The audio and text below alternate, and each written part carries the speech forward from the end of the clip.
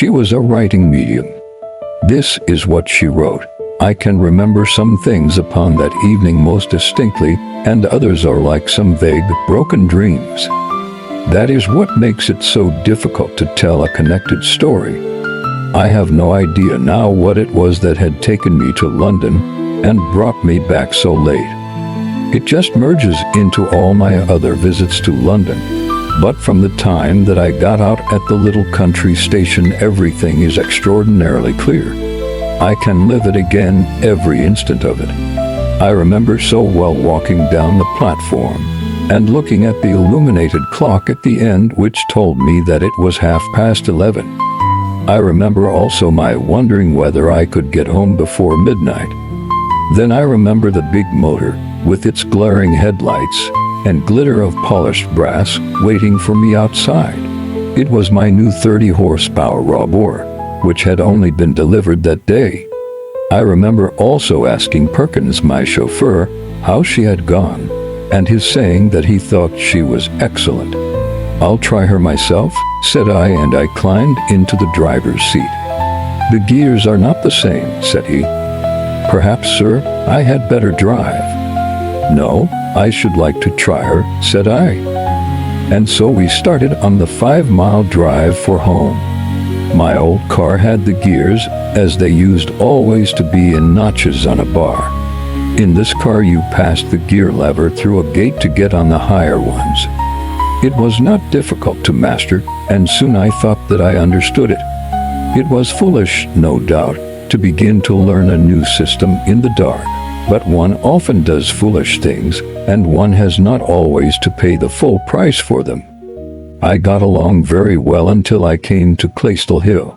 It is one of the worst hills in England, 1.5 miles long and 1 in places, with 3 fairly sharp curves. My park gate stands at the very foot of it upon the main London road. We were just over the brow of this hill, where the grade is steepest, when the trouble began. I had been on the top speed and wanted to get her on the free, but she stuck between gears, and I had to get her back on the top again. By this time she was going at a great rate, so I clapped on both brakes, and one after the other they gave way. I didn't mind so much when I felt my foot brake snap, but when I put all my weight on my side brake, and the lever clanged to its full limit without a catch, it brought a cold sweat out of me. By this time we were fairly tearing down the slope. The lights were brilliant, and I brought her round the first curve all right. Then we did the second one, though it was a close shave for the ditch. There was 1 mile of straight then, with the third curve beneath it, and after that the gate of the park. If I could shoot into that harbor, all would be well, for the slope up to the house would bring her to a stand. Perkins behaved splendidly. I should like that to be known. He was perfectly cool and alert. I had thought at the very beginning of taking the bag, and he read my intention. "I wouldn't do it, sir," said he. "At this pace it must go over, and we should have it on the top of us." Of course, he was right. He got to the electric switch and had it off, so we were in the free, but we were still running at a fearful pace. He laid his hands on the wheel. "I'll keep her steady," said he, "if you care to jump and chance it. We can never get round that curve." "Better jump, sir." "No," said I, "I'll stick it out." "You can jump if you like." "I'll stick it with you, sir," said he. If it had been the old car, I should have jammed the gear lever into the reverse and seen what would happen. I expect she would have stripped her gears or smashed up somehow, but it would have been a chance. As it was, I was helpless. Perkins tried to climb across, but you couldn't do it going at that pace.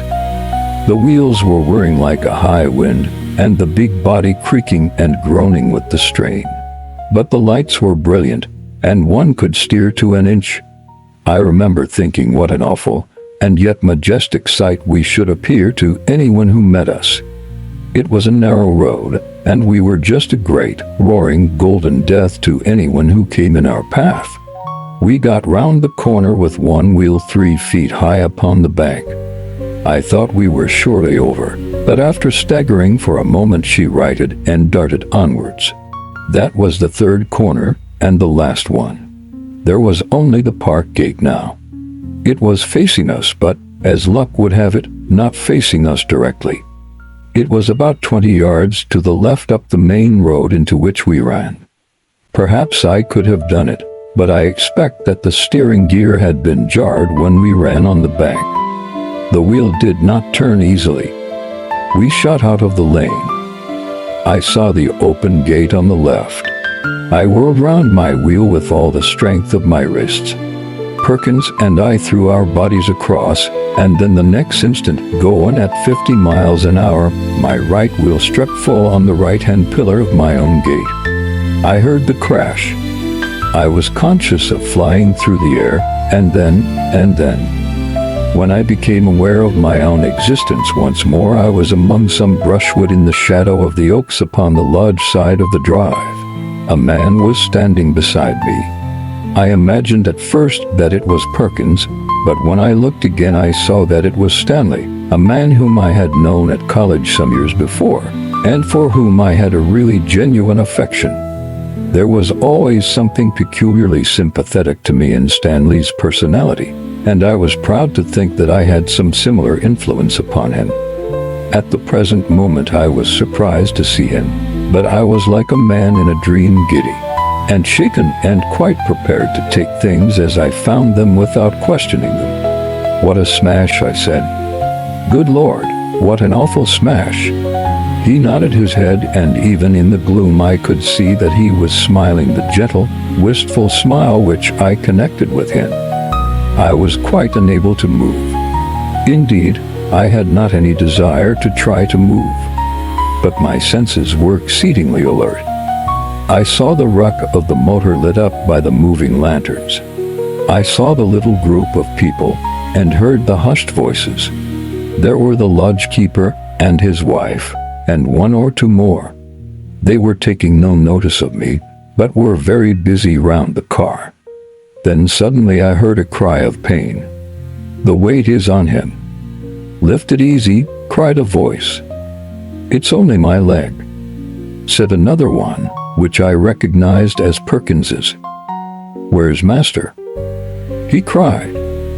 "Here I am," I answered, but they did not seem to hear me. They were all bending over something which lay in front of the car. Stanley laid his hand upon my shoulder, and his touch was inexpressibly soothing. I felt light and happy in spite of all. "No pain, of course," said he. "None," said I. "There never is," said he. And then suddenly a wave of amazement passed over me. "Stanley, Stanley!" Why, Stanley had surely died of enteric at Bloemfontein in the Boer War. "Stanley," I cried, and the words seemed to choke my throat. "Stanley, you are dead."